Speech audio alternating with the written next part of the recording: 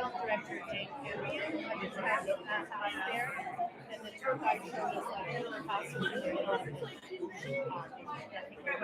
But the other 6 months he was also in LA, he's like really conversation. So I think why you were like that, but to just be there.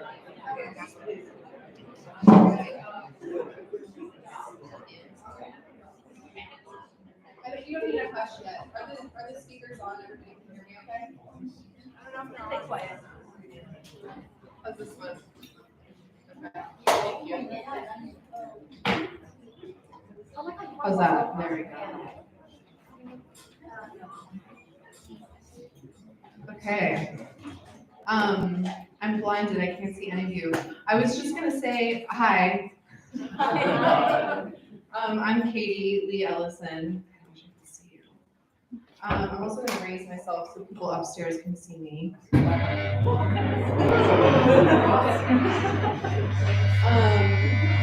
Thank you all so much for coming. Hi. Weird. Okay, so I was going to say let's wait a couple minutes, but I think we're pretty full. I'm just waiting for a report from the front. Good. It's slowing down. Complicated answer. Okay. So I'm a writer. I've never been here before. I write essay and memoir, and I started this series in Seattle in March 2023 because a huge national literary conference was coming to Seattle, and it was really like post-quarantine, still kind of feeling very thickly pandemic.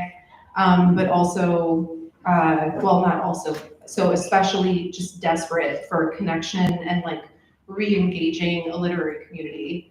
I've also been wanting to come to Japan for forever, and I'm finally here, and I just felt like we gotta do something special while we're here. And there's so many incredible writers in this city. This is so weird.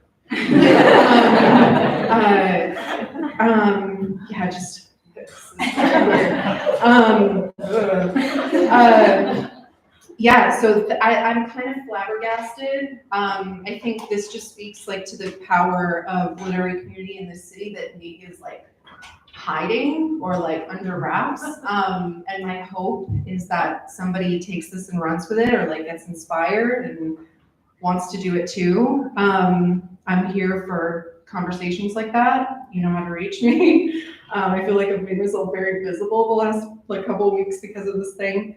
So that's kind of it. I just wanted to give everybody a warm place to gather around literature while I was here. Because a lot of what I found either wasn't happening if I wanted to go while I was here.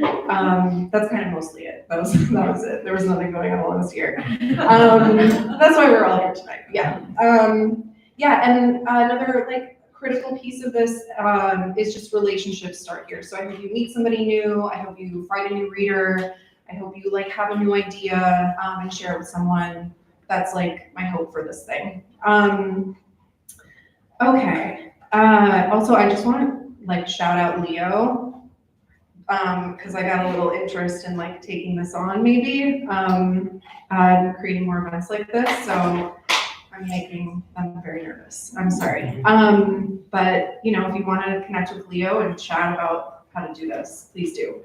I also want to say a huge thank you to B&A Wall. You guys are amazing. I'm also going to read this bit about them. Obviously, this space is wild. They've really upped my game in terms of what these events look like. This is our first live stream. Hi. B&A Wall is an art hotel brand with 3 locations in Tokyo and 1 in Kyoto. They are the only hotel brand in the world that runs its entire hotel as an art patron platform, ensuring that a portion of each booking fee directly supports the talented artists behind the captivating art rooms. At B&A Wall, guests are immersed in 26 thoughtfully curated art rooms, each a testament to the creativity of 14 extraordinary Tokyo-based artists, like this mural feature behind me. Beyond mere accommodation, B&A fosters a dynamic community where art serves as the universal language connecting locals and travelers from every corner of the globe. So like somehow the internet led me to exactly the perfect place for this event, and they've been wildly generous. The drinks you paid for are what's paying for this space, so thank you. That's all I can say about that. I also want to say thank you to Kartika from Japan Writers Conference, who you met at the front table. She's a volunteer and is helping me with the many, many wild details of this thing that I was entirely unprepared for until a few weeks ago. The Japan Writers Conference has become the annual meeting place for English-speaking writers to share insights, experiences, and a passion for the written word. There's a flyer in the space where we're selling books that you can learn more. They have calls open right now for speakers, so I'll say more about that soon, but just want to shout out Kartika. Thank you.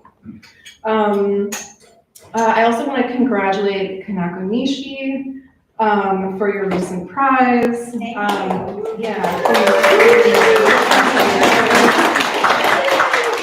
In the essay category, which just is like a wild coincidence that happened after we asked and had already arranged all of this, so it's just nuts.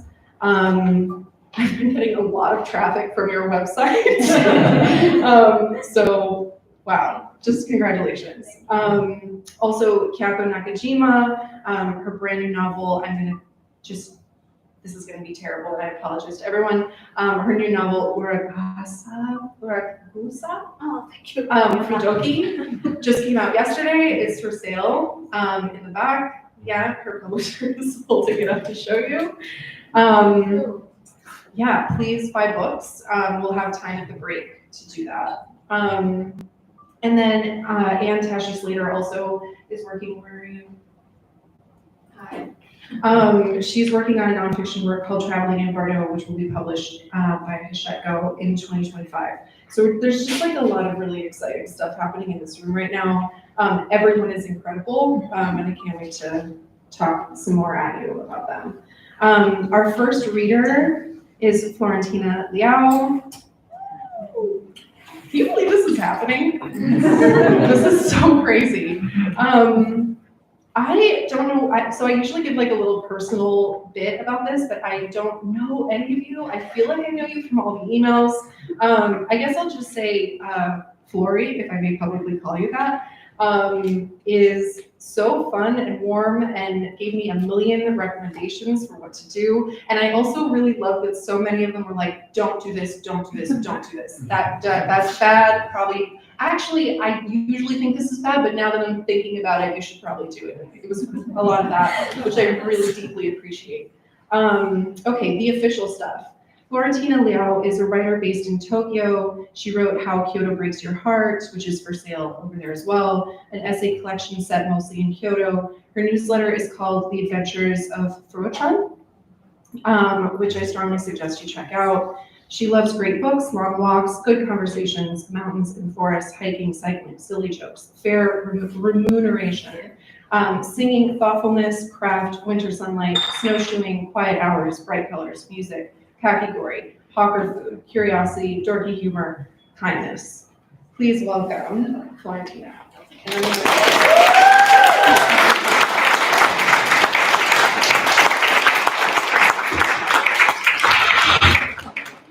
This is so wild. We're just gonna do this all night long. Okay.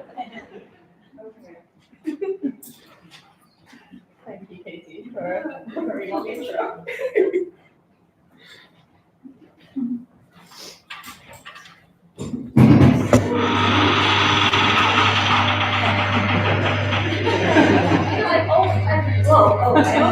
I always wanted to be taller, but this was not how I envisioned doing it. So you have this like weird, I can look down on people, but I can also be looked down on people by people here. So I don't know what to make of this. Yeah. Adjustable, yes, here we go. Okay. Hi everybody. Katie gave me a really lovely introduction, and they possibly have put too many things I liked in my website, so I might have to trim that down. It sounds really takes a long time to read through that when I think about it. Anyway, so this is a memoir I wrote back in 2021. I wrote it in a month, which is a bit unbelievable when I think about it now. I'm not sure I can replicate it. But it's very much a time capsule of a book. I spent 2 years living in Kyoto, so this is kind of a 2 years compressed into a short book. The piece I'm going to read an extract from is called The Art of Tour Guiding. This is why I gave Katie lots of don't do this, don't do that as a tour guide. My tour guiding career started in Kyoto, so that's where this essay begins. Okay, the art of tour guiding. You keep the corners of your mouth turned up for smile number 1. I tell them, that's the one you wear in the shop. When you're talking to customers, that smile gets a little bigger in smile number 2, and the corners of your eyes crinkle. Smile number 3, and I plaster on my brightest grin over here, is when you show your teeth. It's when you're thanking them. And during our training, when there was a game where the trainers called out numbers, 1, 3, 2, 3, and we'd switch our faces to the correct smile. I'm standing in the lobby of a hotel in downtown Kyoto. I've outlined the day's itinerary, so I'm telling my customers a story to kill time before our taxis come. This particular anecdote about staff training at a major retailer in Tokyo usually goes over well. There's sharp laughter and a palpable change in atmosphere. Tell a story, chip away at some attention. That's how I learn to start my tours. My goodness, I can't believe it, one customer says. I know, right? I laugh. Would prefer Chanel number 5 or smile number 1. And they laugh, but they never notice I'm always wearing this smile around them. Before the pandemic, I'd spent almost half of my 20s being a part-time tour guide in Kyoto. This hadn't been on my list of possible careers when I moved to Japan in 2015. In fact, I'd wager few people ever dream of becoming a tour guide. It's the sort of job you stumble into when you're figuring out how to earn money while traveling, or when you're worn out by your current work and looking for something different and something less soul-sapping. So I did the latter, trading a retail job in Tokyo for a remote job in Kyoto at a travel company. The job itself consisted of answering emails from customers who wanted the tours we sold. Though it was far less soul-crushing than Japanese retail, soon enough I began to look for any chance to escape the endless stream of emails arriving at my rickety kitchen table. This is how I began leading walking tours in spring and autumn. Most of the tours I led for this company over 4 years followed the same 2-day itinerary in Kyoto, identical except for minor variations in timing and choice of restaurant. This means I have visited the Golden Pavilion at least 50 times, which is about 49 times more than anyone should ever have to endure, especially with thousands of jostling tourists alongside. I recall, with a mixture of awe and respect, the colleague who did this in a single year without a hint of resignation. By contrast, I was wishing by the 3rd year that the temple had never been built and had remained burned down in 1950. Another place I grew to dislike was Ryoanji, the Zen temple famed for its rock garden. The rock arrangements are supposed to facilitate meditation, but in spring and autumn, it feels about as contemplative as an ice cream shop.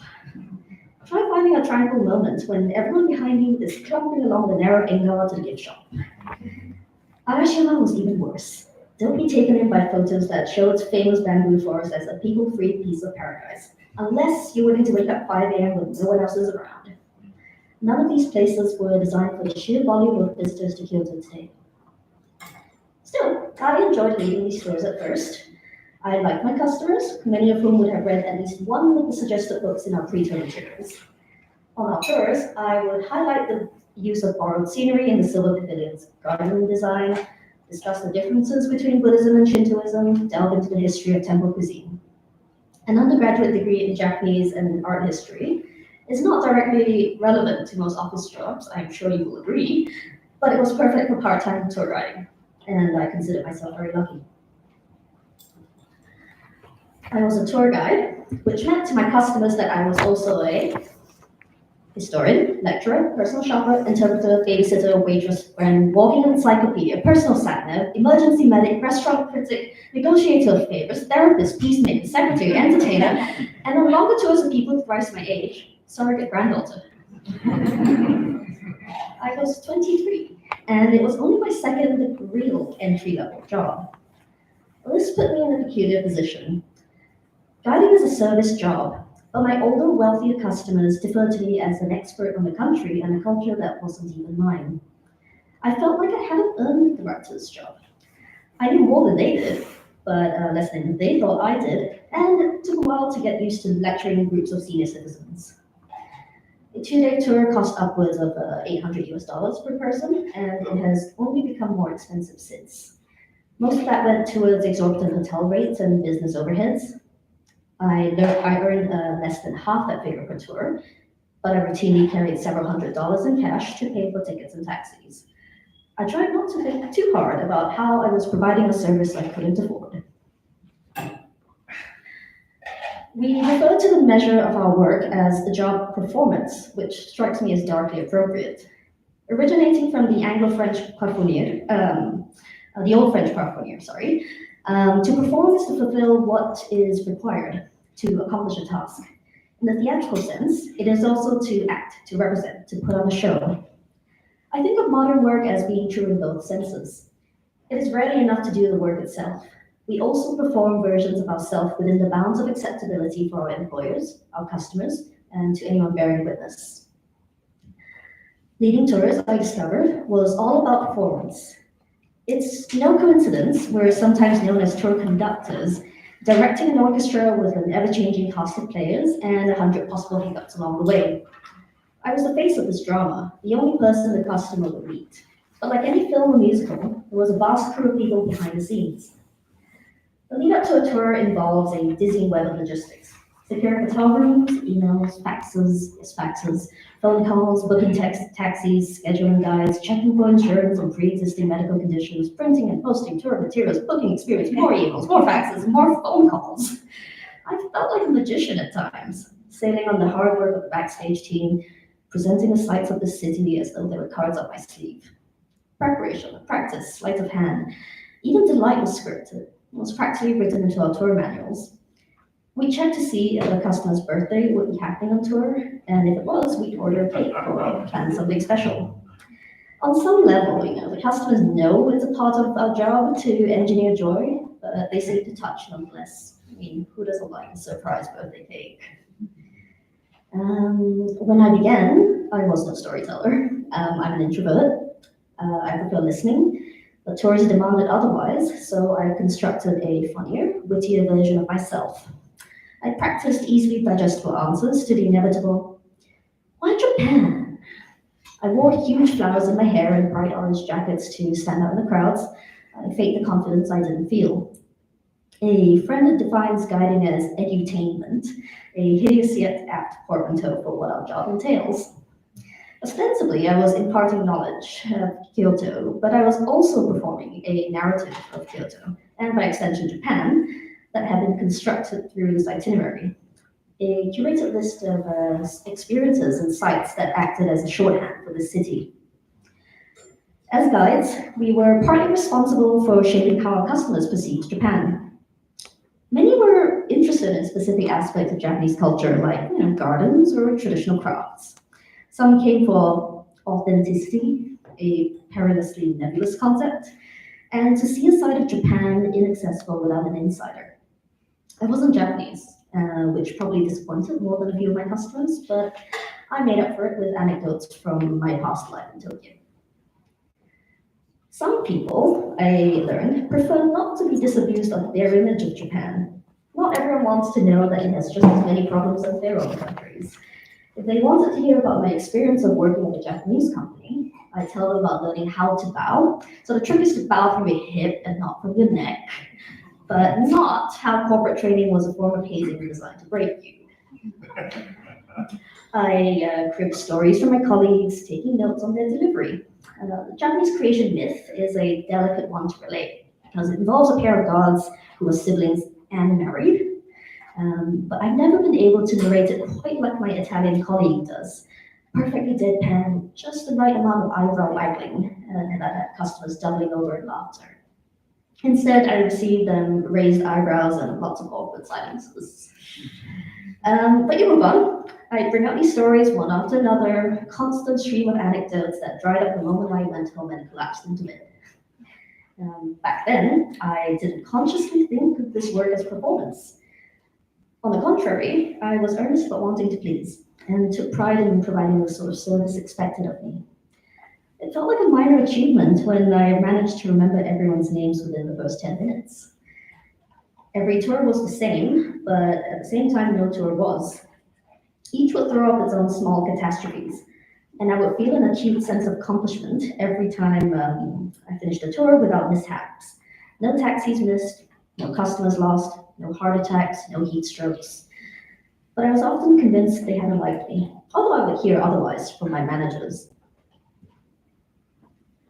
Here are some questions I have been asked on tour. What are these statues and why do they have hats on them? What kind of stone are we standing on? Are geishas prostitutes? Can you explain Zen? How much does a house in this neighborhood cost? What cardinal direction are we facing now? Why is there a chicken on the roof? It was a phoenix, by the way. Can Japan have empresses? What was the economy of Japan like in the 1800s? Did samurai take multiple wives? Why is your English so good? Have you dated Japanese men? Where can I buy this chair? There are no stupid questions, we assured our customers. Thank you.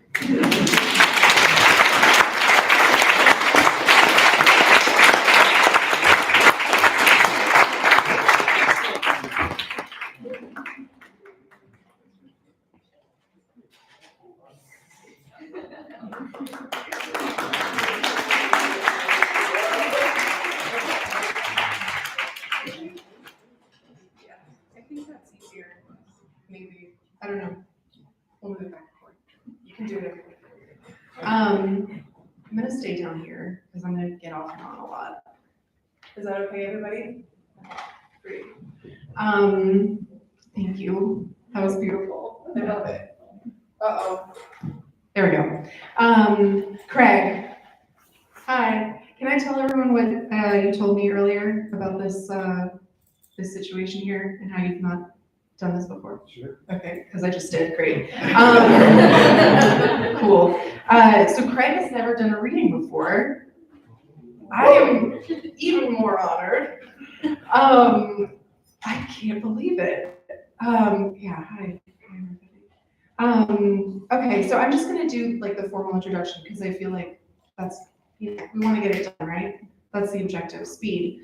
Craig Maud is a writer, photographer, and walker. He's the author of Things Become Other Things, Kissa by Kissa, and a handful of other books, two of which are for sale in a gorgeous package back there. He has multiple newsletters about the walking he does, the running he does, as well as, well, not so much anymore, not so much running, more walking, as well as special projects and Nightingale and Gale, both of which offer close-up views of the process as a writer. Is that a typo or is that real? That's real. That's real. It's all real. Yeah, it's all real. Both of which offer close-up views of his process as a writer and a creative person. Japan has been his home for over 20 years. Please give a warm welcome to Craig Maud.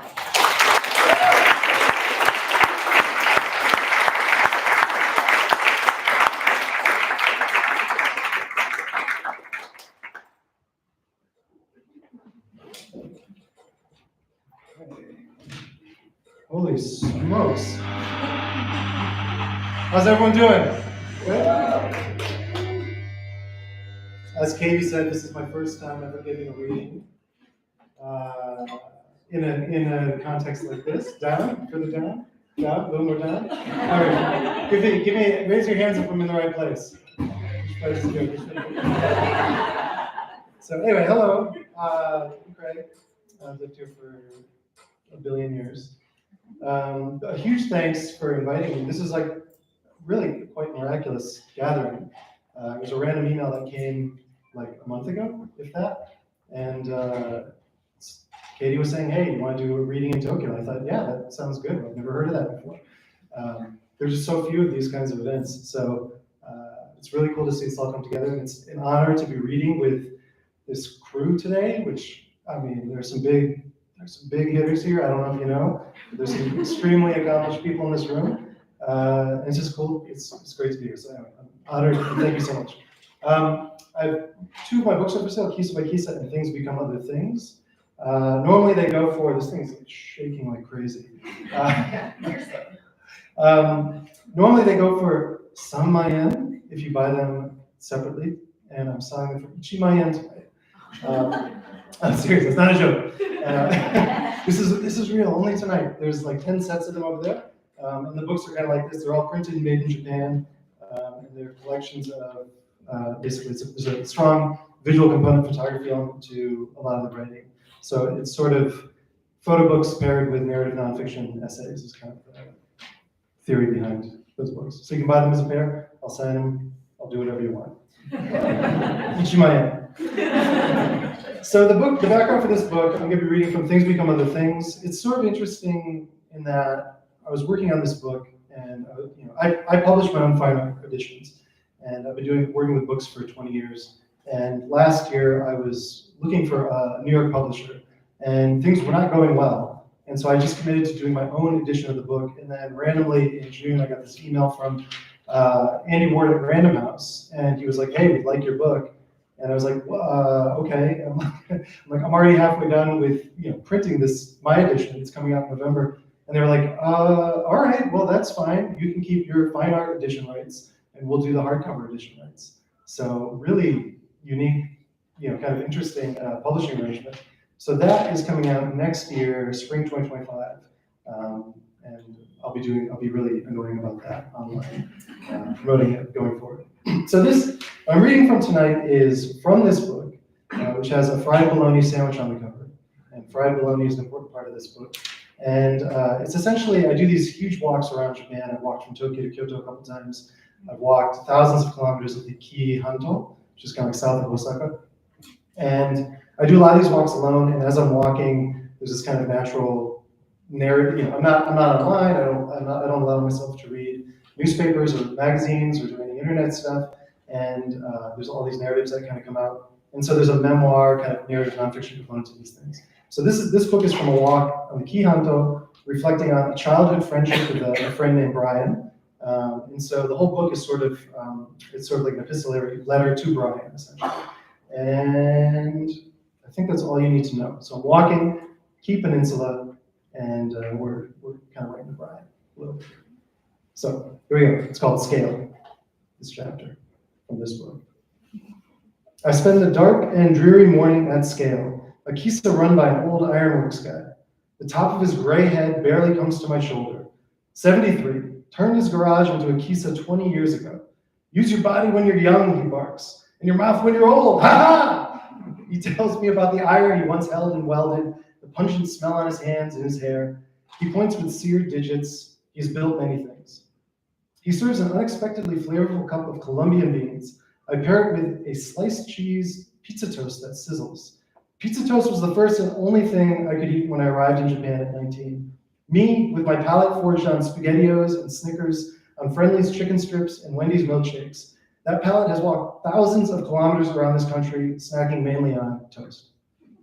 On the rare days I'd spend with my adopted father back home, we ate only fast food. He never learned to cook anything more than a salted pan steak. One night, inspired by God only knows what, I finished off 6 Whoppers. I must have been 10. Who knows what gastronomic witchcraft was at play on that chilly December eve, but I did it. I ate them. Down they went. A Christmas miracle. After the second one, his eyes grew wide, and by the fourth, he sat in disbelief, and by the sixth, he was drumming the table, hollering to customers, showing me off like I was the shop's official crown prince. So you can imagine, when I hit the ground in Japan, sushi was out of the question. Sacks of cod semen, no way. Pizza toast soothes. Brian, you'd have loved it. It's just as it sounds. Thick cut bread slathered with tomato sauce and slices of processed cheese. It's like a bizarro cousin of the fried bologna sandwiches you and I would cook up. Bologna, sometimes Oscar Mayer thick, but often Polish deli thin. Fleshy punches of mystery meat. Yes, please. Butter in a frying pan on the electric stove like my grandmother taught us. Watch those flanks bubble because they did bubble, right? I mean, in their weird bologna way. Up to crisp umamacity, bread so white and soft and cool, we place it against the cheek in summer. A few of our beloved banana peppers, yellow mustard, that same sliced pizza toast cheese, flop together and coo in ecstasy on a stoop facing a grassless yard of dirt. That was my childhood. Outside scale, the rain is so heavy I decided to take the day off. Not worth the risk to clamber over Edo-era stones and this stuff. End up sitting in scale for hours. Follow up the pizza toast with cinnamon toast topped with whipped cream that sits in the mouth as light as cotton candy. As I write and organize notes, regulars come in and gab and gibber. It's as hard a thing to witness as you can imagine. I wish we could have fried up some fried bologna for them all. They would have loved it, would have been blown away. Inside the shop, metal beams, high ceilings, clean welds. Outside, the concrete bank of a river, rain coming down with a vengeance, battering a series of potted plants teetering on the lip of a crumbling wall. Hours in, the customers thin out. The owner asks if I want to see something. I do, of course, whatever it might be. We run, he's faster than he looks. Outside in the rain, down the road, cut across the driveway and into a barn. It's dark and damp, and he leads me up steep stairs to an attic where murder or miracles lurk. Strands of bulbs encircle the room. He turns on the lights, and before me, a universe of tiny iron frogs, each just inches tall. He's welded hundreds, maybe thousands, frogs playing tennis and frogs climbing the Tower of Babel, so he explains. Frogs meditating and frogs performing judo moves, they're all so precise. You immediately know what the frogs are intending to do. Yet he walks me through one by one, all the frogs, a lifetime of frog work. Like this, he takes an iron rose off the wall and hands it to me. For you, he says. I try and give him money, but he laughs, shakes his head, says he's as rich as he'll ever need to be. Thank you.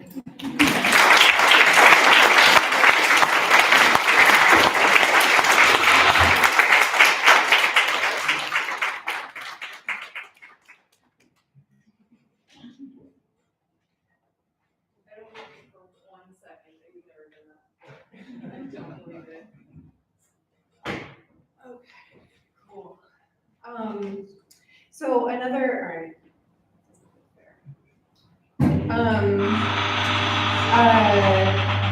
another objective with this series is to platform writers at lots of different stages of their careers, different levels of notoriety or recognizability, and also to kind of create a newness of what is performed on the stage, if at all possible. So the objective with that is, in Seattle, there's this really vibrant poetry community. And I think there's something really magical about being in a poetry reading, because every time it can kind of sound or feel different. And there is something, at least in Seattle, that would get a little stiff, a little tired about memoir and essay read aloud in rooms like this. And I wanted a nonfiction reading series that accurately represented the ways that it's messy, the ways that we form it, the ways that it feels alive when we're writing it. So this is all to say, many of you might not know Leo Elizabeth Takada, but now you will. I'm really so glad you're here. I found Leo through a friend of a friend in Seattle, and that's magical. And also you all should look up Amy Hirayama, who is the original source of my finding you, who's incredible and Seattle-based.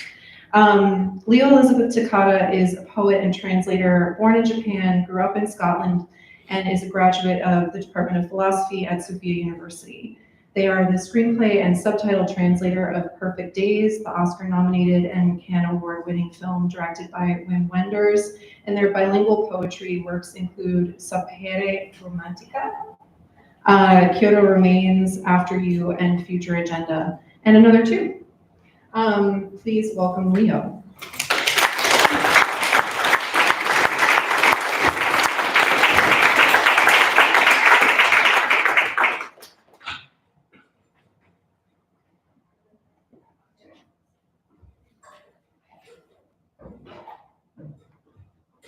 Hey, I think I'm scared for that one. I'm just going to stay here.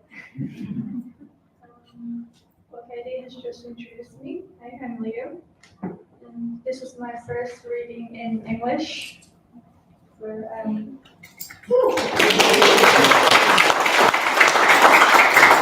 help me, I brought my friend, Jack. His name is Jack Slicer. Is there a piece, firm, pharmacy over. So, let me start. Slider. One night in Shinjuku, I met James. Had been several years since I last saw him. I said several, but it had been a long time. In those years, I had moved to Japan, got into high school, and I was about to graduate from college. Before all this happened here, I lived in a rural town called Durham, in the northeast of England. Then we went to school together. The town had nice cathedral by William Turner, and pretty much nothing else. Everything you see in town is pale brown, so you can say that the artist's canon is a work of realism. The message I got was completely unexpected. Could we possibly meet in Tokyo after giving my family a tour around? They're coming over from England. I didn't even know he was in my country until I read that off my phone in the college library. His family were staying in a 5-star hotel just outside my campus, and James was sleeping on the floor of their suite. We met in Shinjuku and talked about Haruki Murakami's novel over coffee at Dog. Then we went to Kinokuniya bookshop, where we found Night on the Galactic Railroad and Boxman in English translation. We had bowls of sashimi and yam over rice at Cabinet, the restaurant in the basement. Neither of us knew how you can eat the dish with chopsticks, so we watched and copied this old lady's technique. And when we went out into town, it was raining lightning. And James, being a true Englishman, had no umbrella or even bag to cover his head. We just laughed and walked a few blocks to the Joss Bar. Over a glass of whiskey, James started talking again. By the way, do you have cider in this country? I said, of course we do. It was my great-grandmother's favorite, and everyone recognizes the 3 red arrows on the bottle. He said he has never found any in Kyushu, where he had been teaching English for some time. James looked a little unconvinced by my answer, then wondered why everyone in Japan likes to drink, but get drunk and sick so easily. After leaving school in Durham, he managed to get into Haythorpe College in London. He majored in philosophy, like me in Tokyo. He wrote his dissertation on Nietzsche while working the night shift at McDonald's. By the time he graduated, the cost of living in the city had risen so much that his roommate was on the dole, and it was his turn to make a choice. He didn't want to go back to the Northeast, so he decided to come to Japan on the JET program. He said he missed the city and wanted to become an artist. Then he asked me what I was going to do after college. I told him I had no idea and that I was only thinking about whether I had enough credits. It was strange to see James again. We only knew each other from a few classes from school, and we never spoke much, and I left England without even saying a proper goodbye. And that meant goodbye forever. But one damp and rainy night in Shinjuku, I found myself reading out the whiskey brands written in katakana for him. There was no cider in the bar either. 10 years has passed since that night. I'm now a translator and a poet. All the memories had disappeared until I happened to write a poem called Cider. I was looking up words and translating the piece myself, and finally I realized, cider. Cider. It's cider. What James wanted to drink was apple cider. In Japan, for some reason, when you say cider, it's lemonade. Well, there's a long history of mystery. And when we say cider in Japanese, we say shidoru, which comes from French. I'm sure you can find apple cider in Kyushu. James, it took me a long time to find out the meaning. So cider and cider now distinguish, and the two words have found the right relationship. That was the only time I met James in Tokyo. I don't know where he is now, but apparently he's become a photographer. All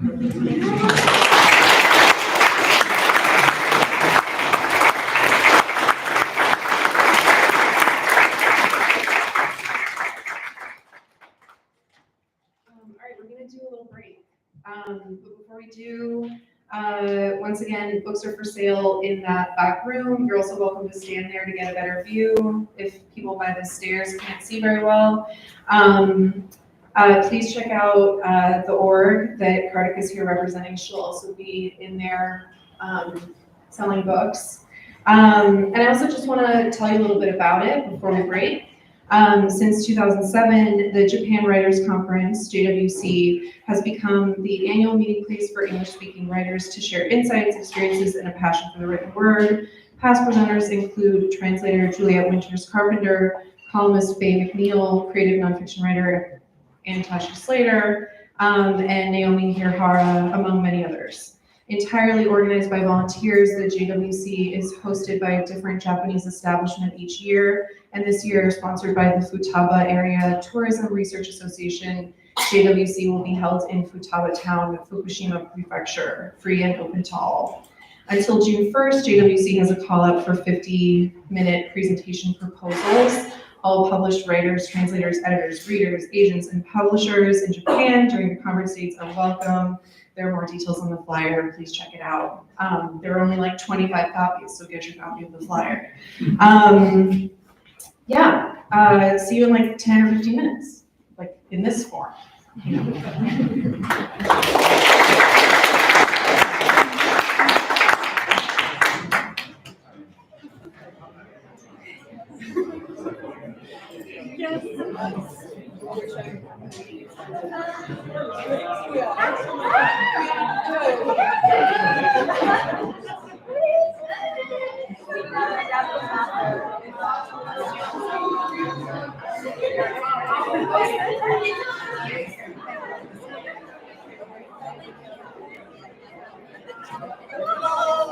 Hi everyone. I'm gonna go and try to make sure that the rest of you waiting at the original link can find us. See if that works.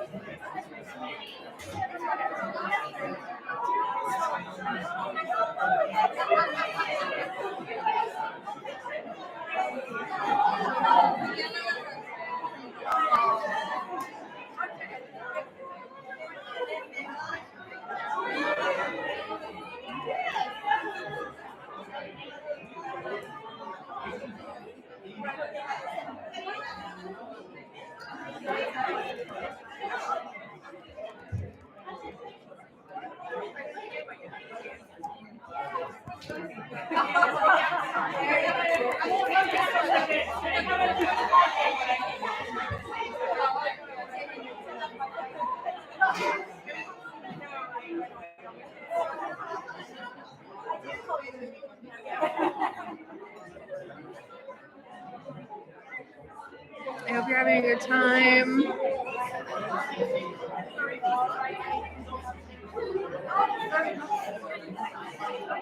Okay, the other link should be good.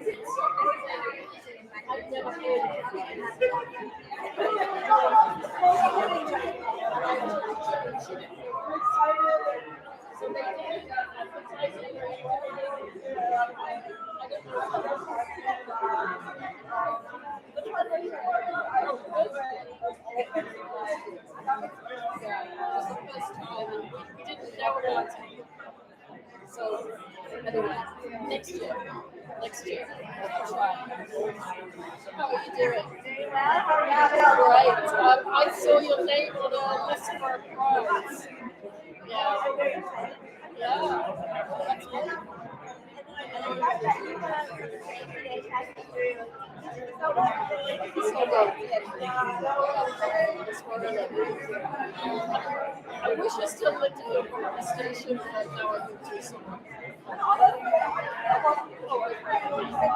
was just going to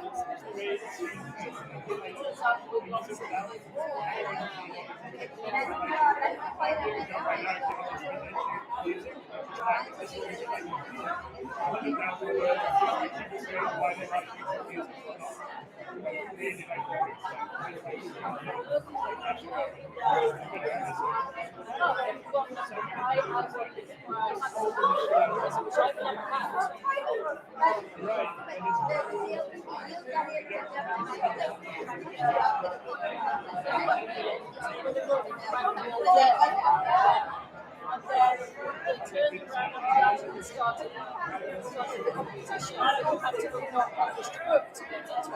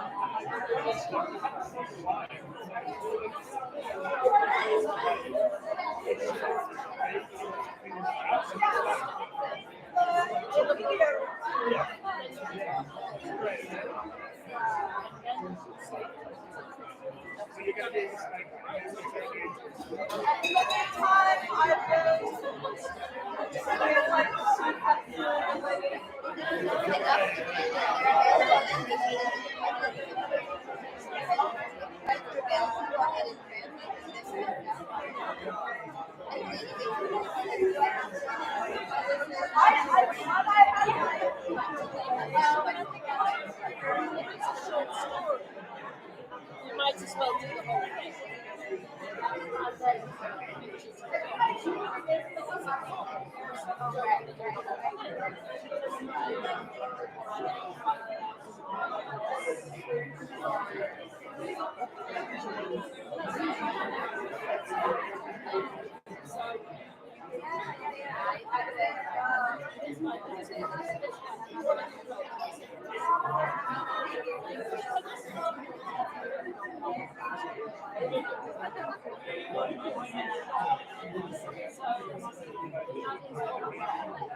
Oh my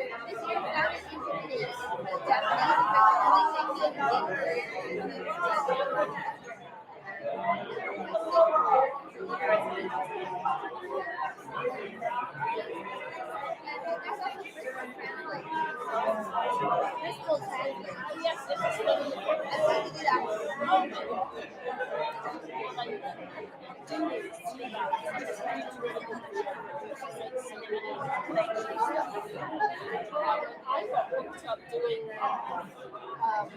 Sadly, it didn't last forever, but I got to hooked up doing this like sandwich in Kanako Nishi.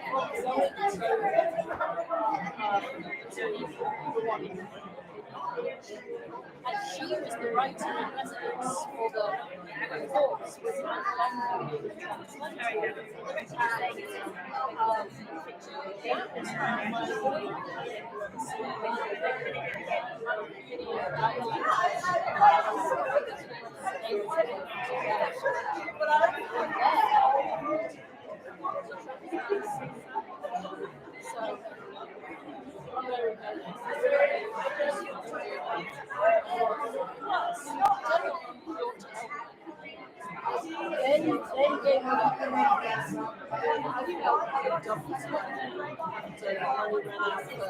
translation. Most of the people that they've worked with were already big names and had all going on back then. I just did the test.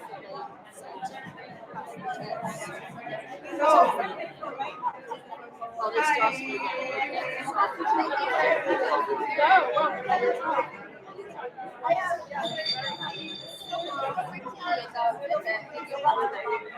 We're gonna break things. You have to sit down. Hi. Thank you for sitting quietly. Hi, everyone.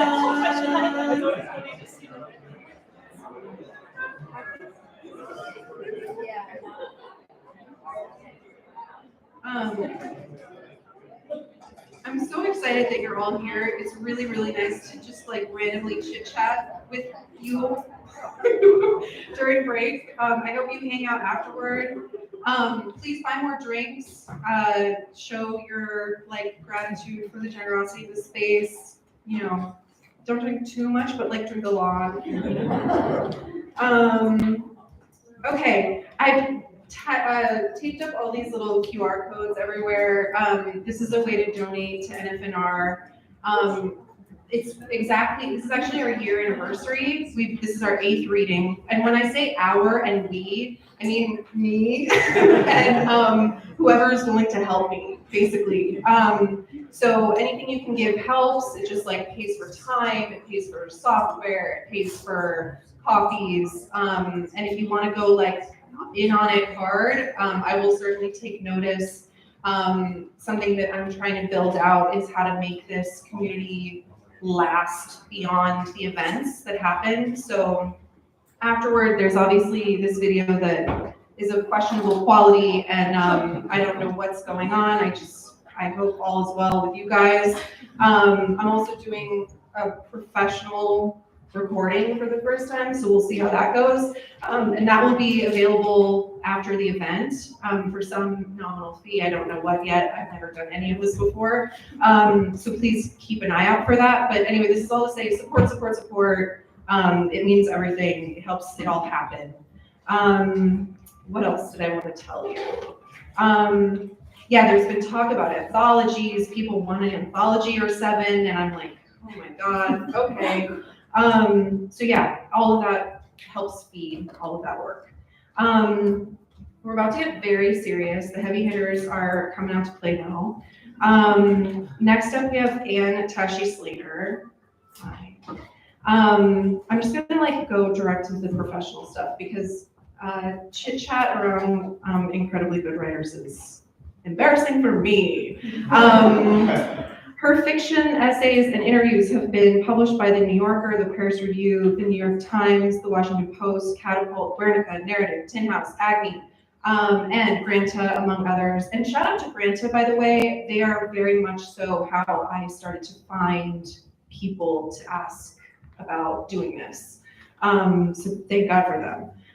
Among others, and she is a contributing editor at Tricycle. Her book about Bardo and the art of living is forthcoming from Hachette Go in 2025 and will explore how Tibetan Buddhist wisdom about impermanence can free us from fear of change and lead to lasting happiness. Interwoven are discussions of marriage and friendship, parents and children, work and creativity, and stories of her Tibetan ancestors. She is a longtime resident of Tokyo. Please welcome Ann Tashi Slater.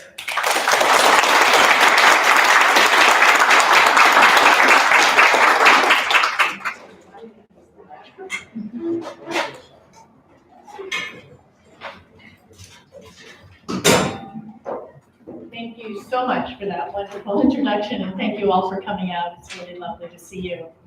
And I am going to read from an essay that was published a while ago at Agni and then was published again last year in this lovely book of Penguin Anthology of Modern Tibetan Essays.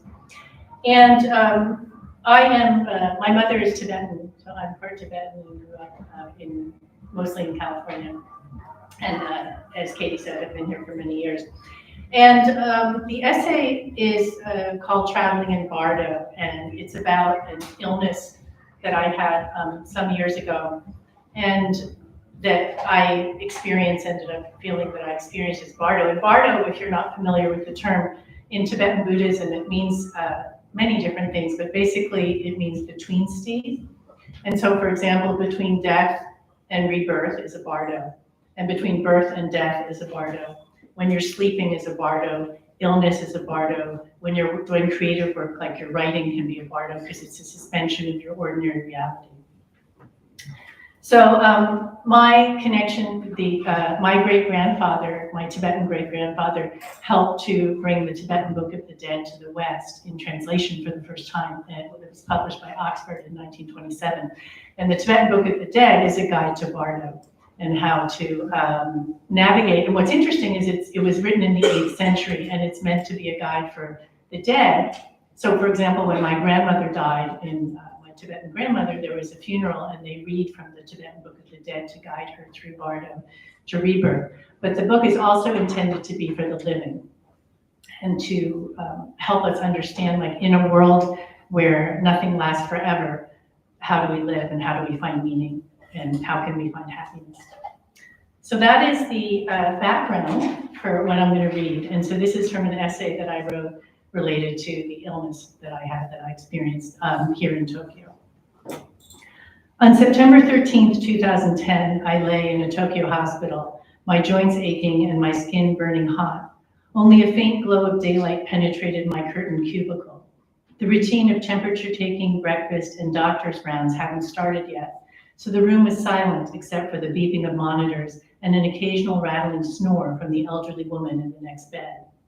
Sunk in that dimness and staring up at the white ceiling, I remembered my grandmother's account of a morning in 1912 when her father, my Tibetan great-grandfather, was coming down into India by pony. He lived in Darjeeling, but deeply involved in the affairs of British India and Tibet, had been carrying out a diplomatic mission in Lhasa. On the way home, he was caught in an avalanche and buried along with several of the men in his party, their ponies and their mules. But somehow my great-grandfather was able to work his arm loose. He thrust it through the snow and waved his rosary back and forth, muttering to himself, "Save me, Guru Rinpoche, save me."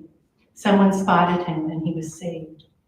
I imagined that winter day, the turquoise Himalayan sky, the sun glittering on the ice-encrusted pines, the groaning of the pack animals, their musky smell, the labored breathing of the trapped men as panic rose in their throats.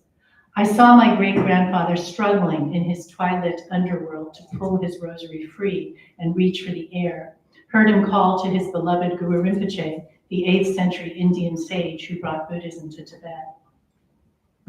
I'd been admitted to the hospital a week earlier, suffering from a severe headache and nausea, an unremitting fever of 103 and violent chills. My husband David and I, American professors at Japanese universities and residents of Tokyo for over 20 years, had been on summer holiday with our children in Indonesia, and my doctors thought I might have contracted dengue fever or malaria.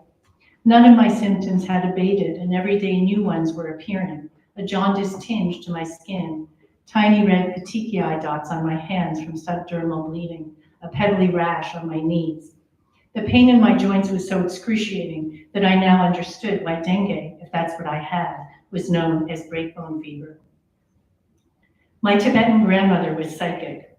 On Christmas Day 1936, as my great-grandfather prepared to travel to a town near Darjeeling to campaign for an assembly seat, she went to him and whispered, "Father, I didn't have a very good dream. I don't think you should go." "I can't help it, darling," he said, picking up his valise. "All the preparations are made. Everyone is waiting for me. I have to go. I can't let the people down." "If you do, Father," she said, "you will never come back." She'd seen his body being brought up to the sky with a few drops of rain, but also sunshine. Everyone was saying, look, look, and pointing as his body rose to heaven. I pre-saw all of that, my grandmother told me 50 years later, over tea in her sitting room in Darjeeling. I was perched on the leathery elephant's foot stool that had fascinated me as a small girl, next to the ancient gramophone my grandparents played when they threw parties and everyone danced the Tibetan Charleston. Outside, the snowy peaks of 28,000-foot Mount Kanchenjunga glistened in the sun, towering over the Raj-era bungalows and tea gardens of the fabled former British hill station. But my father wouldn't listen, my grandmother said. On the platform, he spoke for 5 or 6 hours, and the same night, his heart failed. In his sleep, he expired. When the servants went to knock with the tea and toast, he was dead. If my grandmother were still alive, I wondered that day in the hospital, what would she prophesy for me? I'd had strange feelings before getting sick. Had I inherited her powers? David, the children, and I had been in Indonesia during Ramadan, and every morning I lay sleepless, listening to the call to prayer ring out in the still blue dawn. Regret over matters large and small flooded through me. Hurtful things I'd said or done, lost opportunities, it all flowed past in an endless loop. In mid-August, we flew back to Tokyo. My unease continued, especially one evening toward the end of the month. Our neighborhood was quiet, as if resting after the sweltering heat of the day. A twilight breeze brought in the odor of damp earth from the garden, along with laughter from a neighbor's TV, the occasional cooling ting of a glass wind chime, and the plaintive song of the gyoza dumpling vendor as he wound through the streets in his little truck. An evening like so many others, but glancing up from the newspaper, I was transfixed. David sat working at the dining table in a tattered Cape Cod t-shirt and khaki shorts. 14-year-old Sophia was sprawled on the floor doing geometry problems, her earphones in and her head nodding to the beat.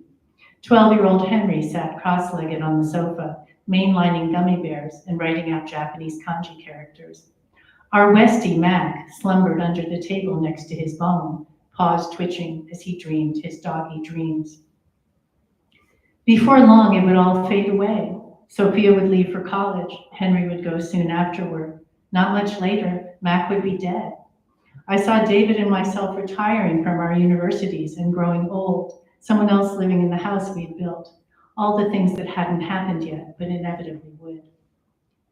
The passing years are like dust, the Buddha said. Regard this phantom world as a star at dawn, a flash of lightning in a summer cloud, a flickering lamp in a dream.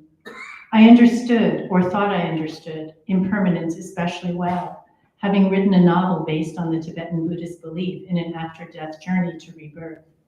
This journey was one of the between states, or bardos, we are said to experience, including periods in life when ordinary reality is suspended, such as during sleep or illness. I was aware nothing lasts forever, but until now I realized I had never really felt impermanence. Thank you.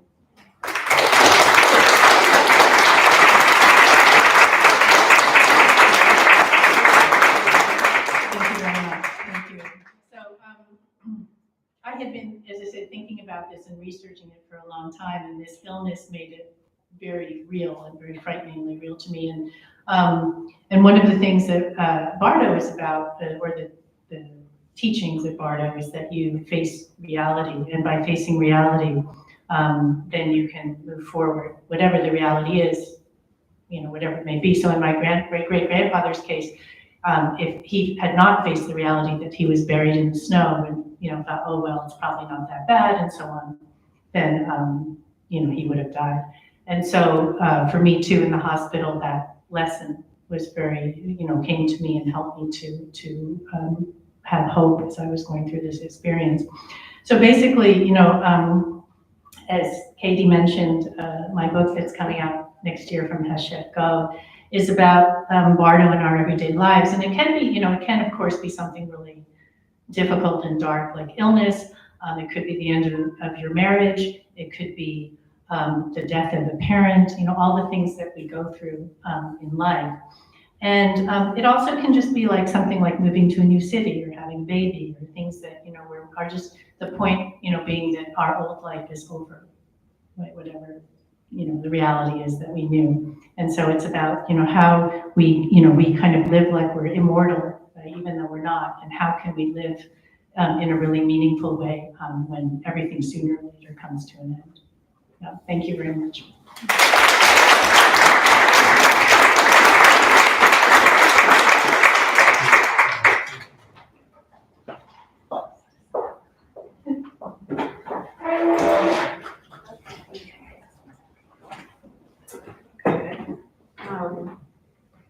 So I don't say much when we have writers like this, like Jeff. Funny. Sorry. Okay. We have two incredible readers now. Again, I have no idea how to introduce them. I also just want to thank you, 8, for being here and being part of this. Believing in a community that seems to exist but kind of under the radar. Just thank you for being here. I don't think I've said that yet.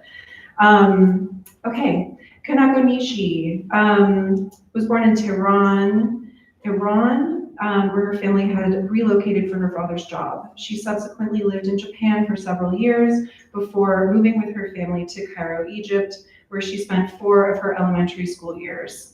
The male protagonist's early life in her novel Saraba roughly parallels her own and won the Naoki Prize in 2014. At 25, she began writing fiction and her literary debut in 2004 with the short story collection Aoi. Aoi, thank you.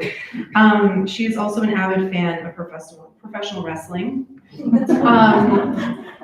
So Kanako is going to read in Japanese alongside Yuki Tejima, who has graciously stepped in for Allison Markin Powell, Kyoko's translator. Allison is in New York watching tonight. Hi. Yuki Tejima is a force in and of herself, a writer and translator from LA. Is anyone else from LA? Cool.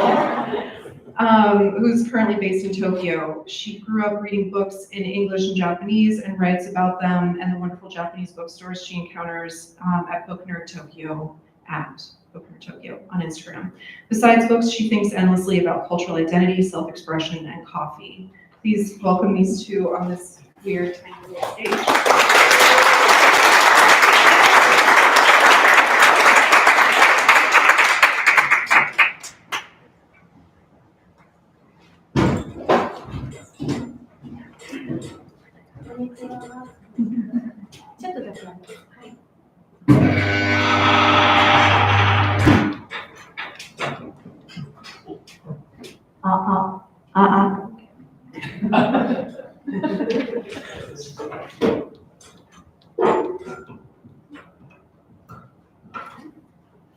Hi, my name is Kanako Nishi. Thank you for wonderful introduction. I'm very honored to be here. Yes, in 2021, I was diagnosed with breast cancer in Vancouver, and I go through treatment, and I am now cancer-free. And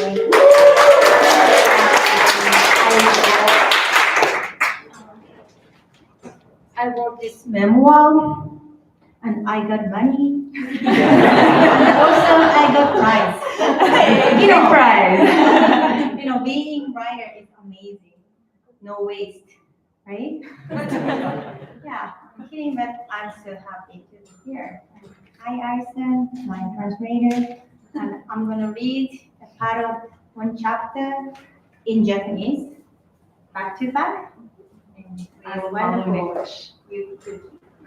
Thank you. Hi, I'm Yuki. I'm honored to be here reading Allison Markin Powell's wonderful translation of Nishi Kanako-san's award-winning book. Allison said that she would be up at 5 a.m. in New York City. So hi, Allison. I hope you're watching. Thank you for trusting me with the translation. Nishi-san is one of my favorite authors, and I'm not just saying that because I'm standing next to her. I'm delighted to be here, and thank you for reading their work, listening to their work. 雲の多い家だった。木造の古い家だ。一軒家を2つに割って林家と共有するデュプレックスはこちらではよくある構造で、でも我が家は変わっていた。5階建てなのだった。ベースメントと呼ばれる半地下、これもカナダではよくある。2、1つ目のベッドルームと洗面所とシャワールーム。私たちはここを潰して物置として使っていた。があって、2階部分がリビング、3階がダイニングキッチン、4階がもう1つのベッドルームで、5階がバスルーム、つまり1階に1部屋ずつという構成だった。引っ越し業者や修理業者、友人、あらゆるカナダ人がやってきたが、皆、こんな家は初めてと驚いていた。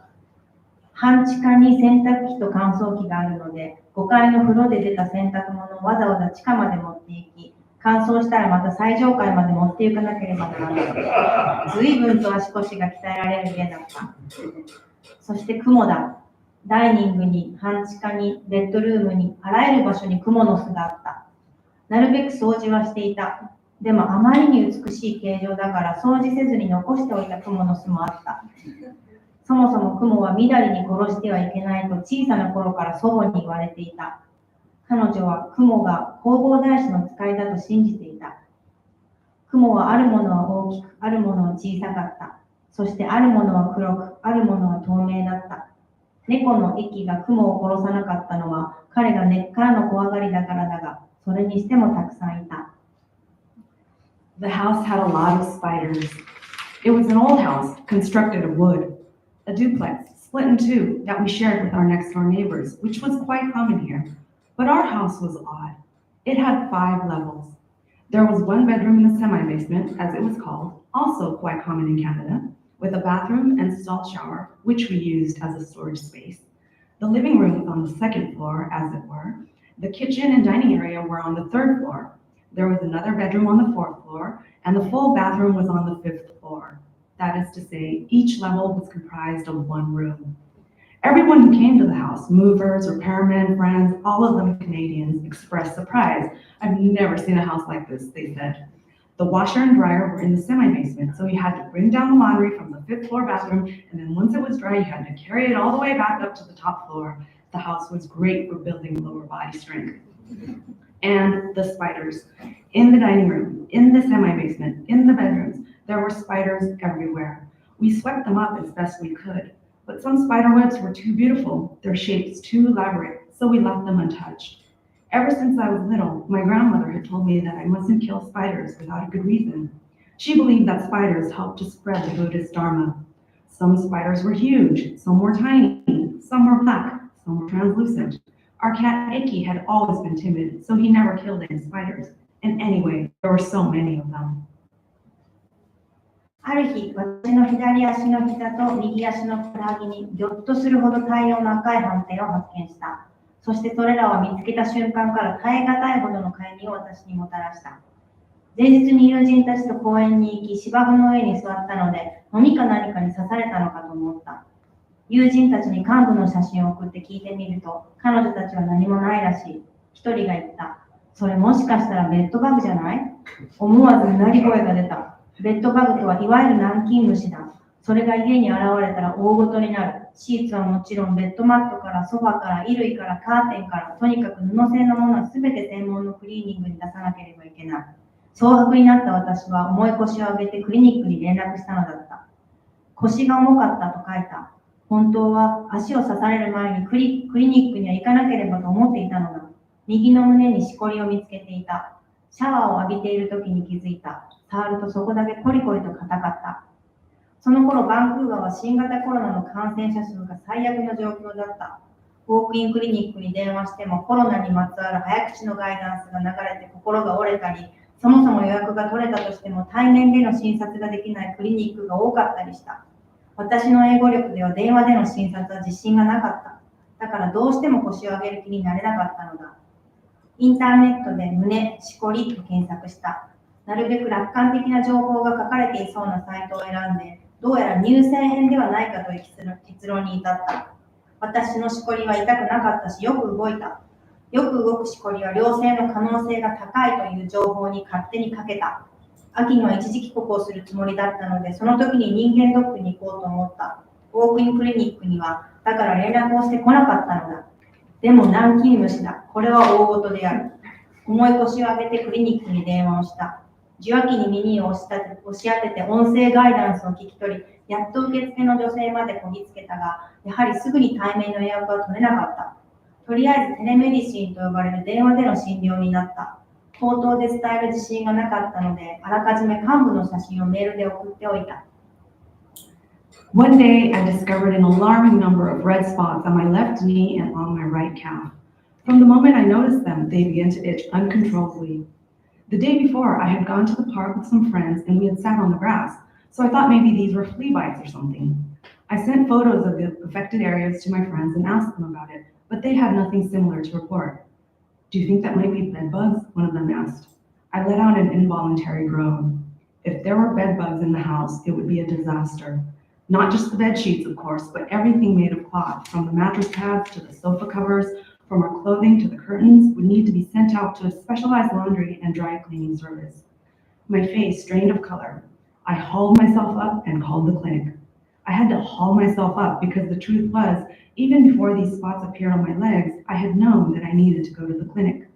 I had found a lump in my right breast. I noticed it when I was taking a shower, a spot that was hard and firm to the touch. At the time, the number of new COVID-19 infections was at its worst in Vancouver. Calling the walk-in clinic, even just the recording that offered rapid-fire guidance about COVID was daunting, and there were many clinics where, even if you did have an appointment, they weren't able to examine you in person.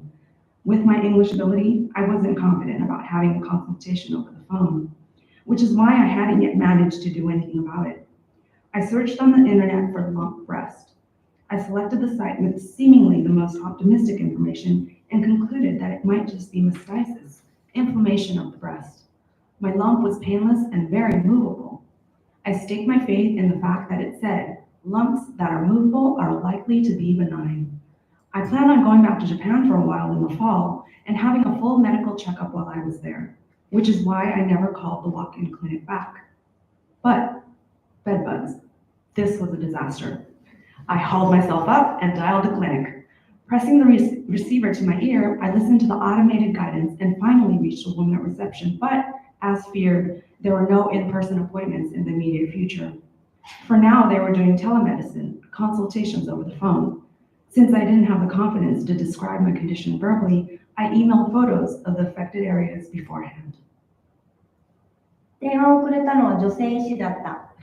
写真見たけどな、あれは虫刺されとちゃう、帯状疱疹や。彼女はそう言った。帯状疱疹は疲れて免疫が落ちた時になると聞いていた。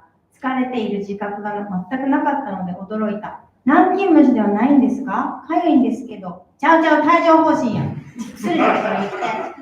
とりあえず処方された薬をクリニック併設の薬局に受け取りに行き、2日ほど飲んだ。すると対面でのフォローアップの診察予約が取れた。行ってみると、電話をかけてきたのとは別の女性医師が私を診察した。彼女は私の足を見るなり言った。ちゃう！帯状疱疹とちゃう！なんやねんと思った。すでに帯状疱疹の薬を飲んでいるのにどうしてくれるのか。その薬はほかして帯状疱疹とちゃうから。じゃあやっぱり南京虫なんですか？帯状疱疹より南京虫の方が怖かった。夫や子供も噛まれていたらどうしよう。一緒に寝ている駅はぐるぐると考えている私に彼女は言った。南京虫でもない。じゃあ何なんですか？多分雲かなんか。雲って噛むの？私の脳裏に浮かんだのは家にいた雲たちだった。黒いの、白いの、透明なの、大きいの、小さいの。あの雲たちが私を噛んだ。虫刺されの薬出しとくからそれ塗って。なんか質問ないな。医師は忙しそうだった。明らかにさっさと診療を終えたがっていた。でも私は立ち上がった彼女を制していった。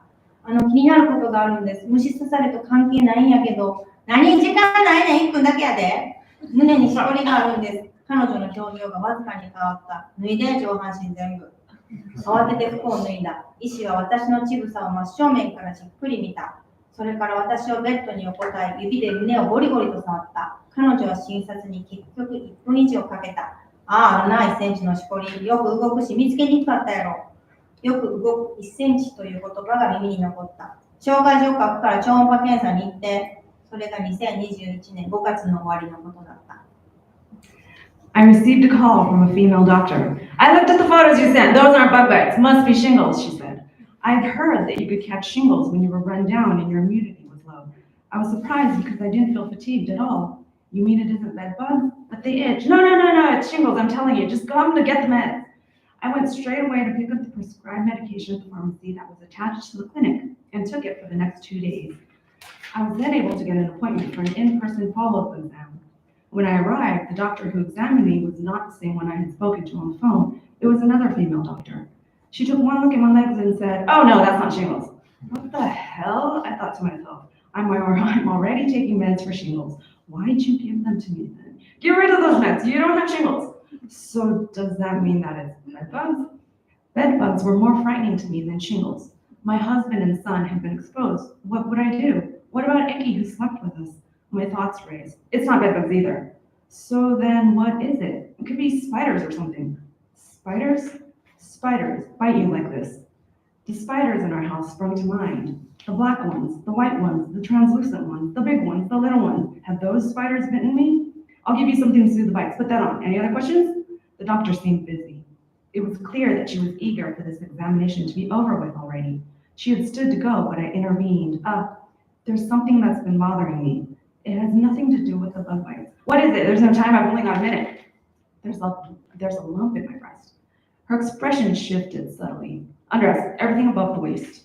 I hastily took off my clothes. The doctor looked closely at my breast from straight on. Then she had me lie down and she palpated my breast roughly with her fingers. She ended up spending well over a minute on the examination. There it is, a 1 centimeter lump. It's very mobile. Must have been tough to find. The words "very mobile, 1 centimeter" rang in my ears. I'll write you a referral. Go for an ultrasound. That was in 2021, toward the end of May. 超音波検査を3週間後になった。指定されたメディカルビルディングに行き順番を待った。待合室には女性だけではなく男性もたくさんいた。当たり前のことなのになぜか少しハッとした。超音波検査用のゼリーはひんやりと冷たく部屋は暗かった。モニターの明かりだけがぼんやりと私たちを照らしていてとても寂しい気持ちになった。先生が、今日たまたまマンモグラフィーも空いてるからやってく？あんたラッキーやで、と言った。マンモグラフィーの部屋も暗かった。私の小さな胸が機械でぎゅーっと押しつぶされた。これが嫌でマンモを敬遠してしまう人がいると聞いた。私もそうだった。過去一度だけマンモをやったことがあったが、胸があんまり小さいから機械で挟めず、係の人がとても苦労していた。だって惨めで、だからもうやらないと決めていたのだ。結果、超音波検査でもマンモグラフィーでもはっきりしたことはわからなかった。1ヶ月半後に針整形をすることになった。その頃の私はそれでもまだ楽観的でいられた。特に乳がんに関しては何の根拠もなく自分は大丈夫だと思っていた。なるとしたら卵巣か子宮系の病気だろうと。胸が小さいから、それとも授乳中よく乳腺が詰まったから、つまり乳房のトラブルは大抵乳腺に関することだろうと。どうして自分は乳がんをあんなに他人事と思えていられたのだろう。本当によく聞くベタな言葉を私も繰り返していた。まさか私が。初めて楽観的なことを言われたのは針整形でだった。超音波検査の時と同じあの暗い部屋だった。麻酔の注射をしてホッチキスのような音が出る針を胸に刺した。パチンパチン。女性技師がモニターを見ながら言った。これ多分大丈夫やで。力が抜けた。体の中の暗い塊がスッと溶けていくような気がした。そうやんなと思った。そうやんな。大丈夫やんな。暗い部屋から出るとバンクーバーは美しく晴れていた。私の家は町の西側にある。西日が強かったのでサングラスをかけた。途中でガソリンを入れ、パン屋によってベーグルを買った。家の近くの赤信号で止まっているとき、ふと思った。じゃあなぜ大丈夫なら、何事もないなら、私はなぜ雲に噛まれたのだろう。雲はどうして私をあんなにも噛んだのだろう。The ultrasound happened 3 weeks later. I went to the designated medical building and waited in line. There were plenty of men in the waiting room. It wasn't only women. It stands to reason, but I don't know why. I was a bit surprised. The gel used for the ultrasound was cold on my skin, and the room was dark. With only the light from the monitor faintly illuminating us, it was a bleak scene. The technician said, "There just happens to be an opening in mammography today. Would you like to take it? You're very lucky." The mammography room was dark too. My small breast had to be squashed right up against the machine. I had heard that some women found this so unpleasant that they avoided mammograms. I was one of them. I had only ever done this once before. My bust was so slight that it was very difficult for the technician to get the machine to catch hold of them. It was painful and miserable, and I had decided not to go back again. The results from both the ultrasound and the mammogram were inconclusive. So, a month and a half later, I had a needle biopsy.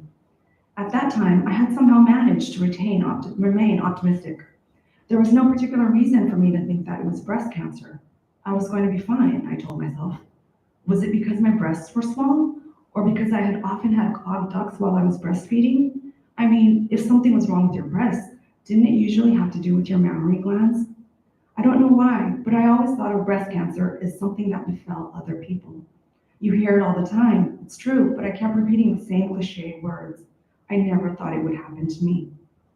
The first optimistic words I was given came during the needle biopsy.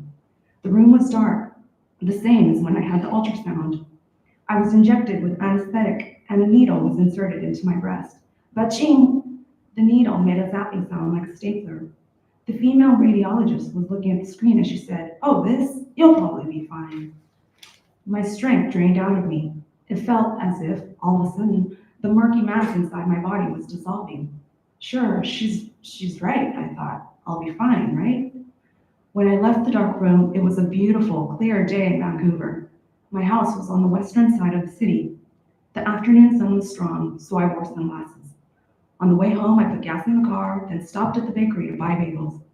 As I was sitting at a red light near my house, I suddenly had the thought, so then why?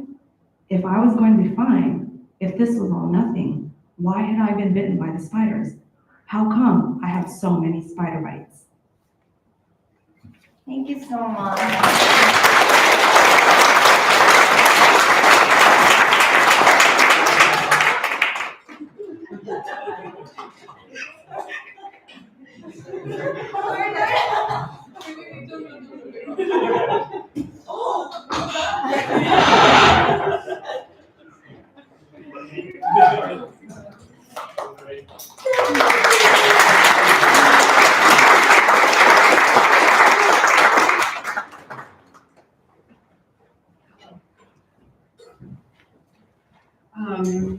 Right. Yeah, this is where I get really embarrassed coming up here when this is so amazing and I have to say more things. I'm also feeling the jet lag, so thank you for bearing with me for yelling death into the microphone earlier.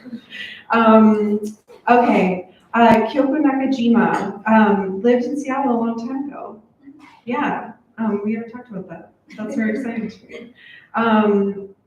She's worked as a magazine reporter and editor. She's the author of 6 collections of short stories and 3 novels. Most recently, how do you say this? Thank you. Her first novel, Futon, was nominated for the 2003 Noma Literature Prize for New Writers. Her book, Joju-chan. Oof, sorry. A collection of 3 novellas is forthcoming in August 2009. No. It's 2024. Sorry. She is a contemporary legend, and I'm thrilled she's here. And then we also have Ginny, who's a legend in her own right, has translated everything. Ginny Tapley Takemori has translated, yeah, was that a clap? I'll take it. She has translated fiction by more than a dozen early modern and contemporary Japanese writers, ranging from early literary giants as Izumi Kyoka and Okamuro Kido to contemporary bestsellers, and her translations have also appeared in Brenta, Freeman's, Words Without Borders, and a number of anthologies. Her translation of Sayaka Murata's Akutagawa prize-winning novel Convenience Store Woman was awarded the 2020-2021 Lindsay and Masao Miyoshi Prize and shortlisted for the 2019 Indies Choice and Best Translated Book Awards. Her translations of Kyoko Nakajima's Naoki Prize-winning The Little House was published in February 2019 and Sayaka Murata's Earthlings in 2020. Please welcome these 2 legends.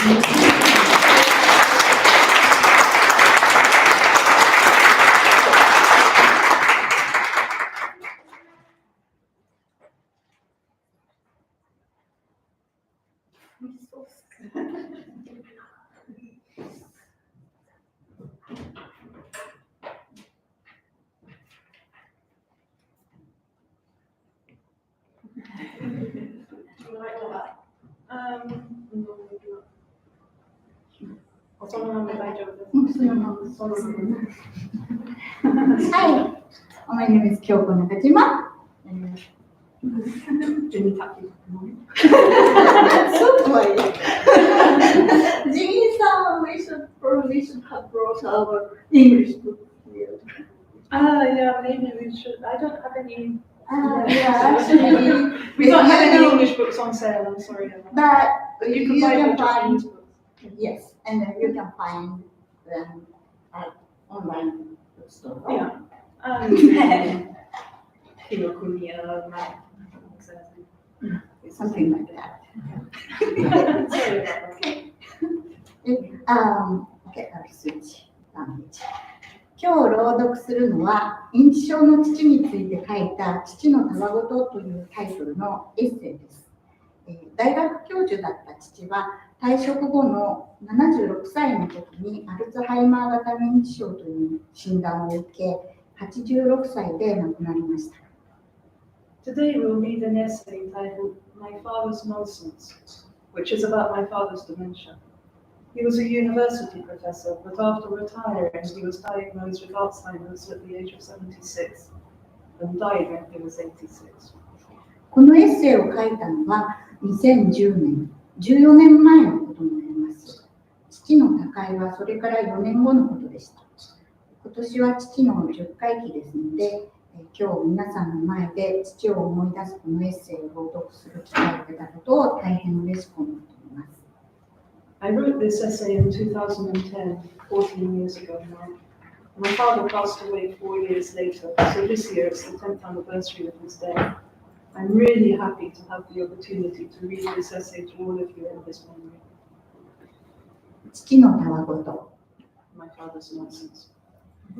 父が認知記憶障害の症状を示すようになってかれこれ7年ほどになる。2003年の春に出た私のデビュー作を父はかろうじて読んでくれた。初めからおしまいまで読むことができた私の作品はあれ一作だけだ。Around 7 years have passed since my father started showing symptoms of cognitive impairment. He had just about managed to read my first novel when it came out in the spring of 2003. It was the only one of my books that he was able to read from start to finish. 車を運転していて助手席に乗せた父に「ところであんたは誰の娘だったっけ?」と初めて聞かれたときは思わず急ブレーキを踏みそうになるほど驚いたが、あれももうずいぶん前の話だ。物忘れ外来というどこかとぼけた名前の外来に通って薬をもらっているけれど、確実に病気は進行している。And quite some time had passed since he first came out with, by the way, whose daughter did you say you were? I was driving with him in the passenger seat at the time, and I was so shocked that I almost slammed my foot on the brake.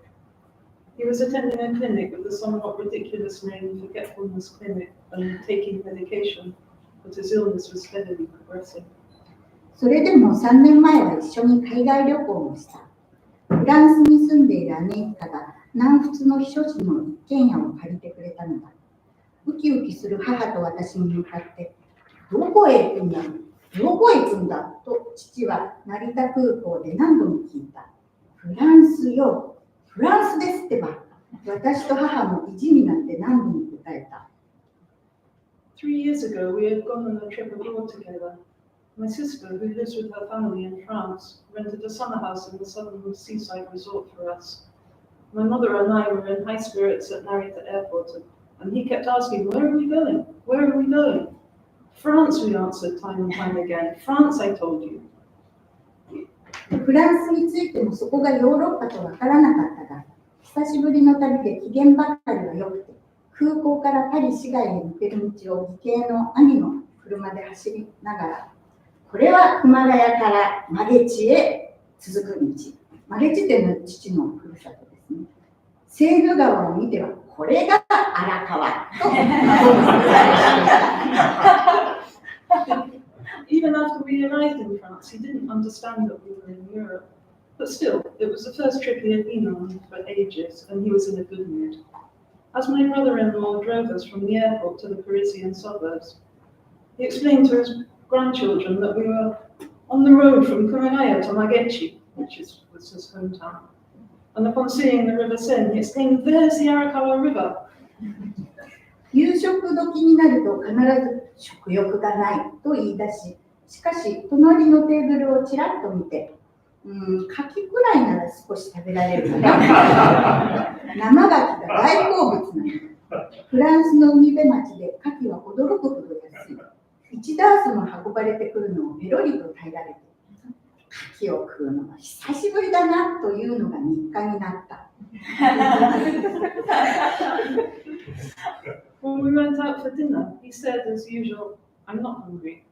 But then he caught sight of the next table and said, "Well, I suppose I could manage a few oysters." He loved raw oysters, and they were shockingly cheap in the French seaside towns. His daily refrain became, "It's been ages since I last ate oysters." 2週間の旅を終えてシャルル・ド・ゴール空港に着くと、またどこへ行くんだが始まった。日本ですよ。帰るのよ。私と母はどっか行くって言ってなかったか。だからもう行ったのよ。フランスに来てたのよ。旅行式じゃないの。柿も食べたでしょ。妻と娘がうるさく言い立てるのに機嫌を損ねた父は口をへの字にまで。行ったとも思わないのにもう帰るのか。何やら儚い旅だったな。2 weeks later, when our holiday came to an end, we went back to Charles de Gaulle Airport, and he started up again with, "Where are we going? Where are we going?" "Japan," my mother and I told him. "We're going home." "Didn't you say we were going somewhere?" "Yes, we've already been. We came to France. We've just been on holiday. You ate oysters, didn't you?" Offended by his wife and daughter going on at him like this, my father became grumpy and the corners of his mouth turned down in a sulk. "Aunt, there I am thinking that we haven't been anywhere, and you're telling me that we're already going home? Wasn't much of a trip then, was it?" 履かなくても何でも海外旅行ができたなんて夢みたいな話だ。この頃ではもう記憶障害も進行しているし、足も弱ってしまった。But just the fact that he'd been able to travel abroad, even just for a short time, was like a distant dream. By now his memory loss was much worse, and he'd become unsteady on his legs. 週に2回デイサービスに通っている。迎えの車が来ると愛想よく出かけていく。朝出かけてそこで昼食を食べ、夕方3時過ぎに帰宅する。本人はすっかり忘れているが、仲良しの友達もできた。その親友とこんな会話を交わしながら2人で昼ご飯を食べているという。ここで飯が出たのは初めてだな。俺もだ、初めてだな。毎回出しゃいいのにな。そうだな。He was going to a senior daycare center twice a week. When the transport came in the morning to pick him up, he would immediately go with him, have lunch there, and it was past 3 in the afternoon by the time he came home again. He himself had completely forgotten that he had made a friend there he got along well with. As the two of them had lunch together, the conversation would go something like this. "It's the first time I've ever had lunch here." "Me too, never had it before." "Why don't they just serve it up every time?" "Yes, they should." なんだかんだで父のたわごとはいつもおかしい。かくなる上は穏やかな性格が病気に損なわれることなく、いつまでもたわごとが続いてくれることを願う。Somehow my father's nonsense was always amusing. Since it had come to this, I hoped that his gentle personality wouldn't be damaged by his illness, and that he would keep coming out with these gems. 直木賞候補になった時、私は賞を主催する日本文学振興会の方に、マスコミ発表があるまで誰にも言わないでくださいと釘を刺された。それでも誰かに言いたくて実家の母に電話した。お母さん、私、直木賞の候補になっちゃった。でもね、これあと2週間ぐらいは内緒にしとかなきゃいけないの。だから誰かに言いたくなったらさ、お父さんに言って。お父さんならすぐ忘れちゃうから。わかったと母が言った。When I was shortlisted for the Naoki Prize, the representative from the Society for the Promotion of Japanese Literature, which sponsors the prize, told me sternly, "Please don't tell anyone until it has been announced in the mass media. But I just had to tell someone, and so I called my mother. Mom, I've been shortlisted for the Naoki Prize, but I have to keep it secret for about 2 weeks. So if you want to tell someone, tell Dad, because he'll forget it right away, okay? Okay, my mother said. 夕食時にどうしても話したくなった母は私に言われた通りにこう言った。お父さん、京子が直木賞の候補になったの。ほう、すごいな。直木賞ってなんだ？小説の立派な賞。ほう、何だな。まだ誰にも言っちゃいけないんだって。ほう。At dinner time, my mother couldn't contain herself anymore, and so she did as I said. Dad, Kyoko's been listed for the Naoki Prize. Oh, that's great. What was the Naoki Prize?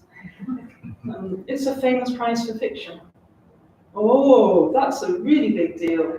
Yes, and we mustn't tell anyone yet. Oh, well. だけど、お父さんにだったら言ってもいいっていうの。ほら、お父さんすぐ忘れちゃうから。それを聞いた父は何を思ったか、嬉しそうに胸を張り言ったそうである。ほう、さすがはお父さんだな。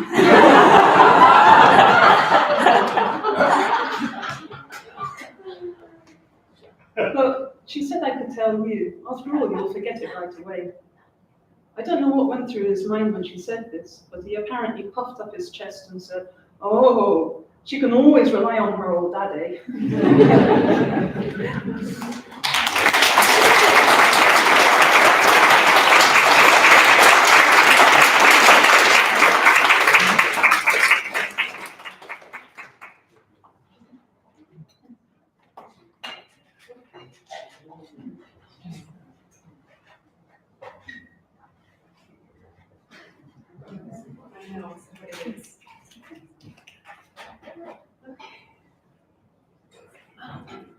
That's all. That was such a beautiful ending. You can see the relationship between you two. That's so gorgeous. I have nothing else official to say.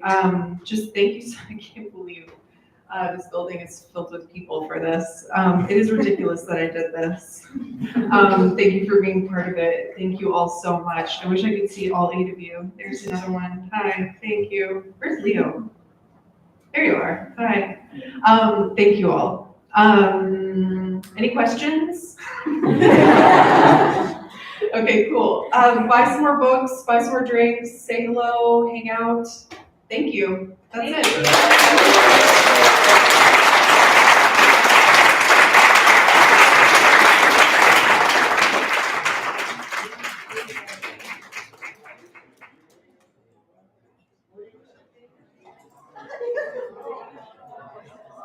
Hi, everybody.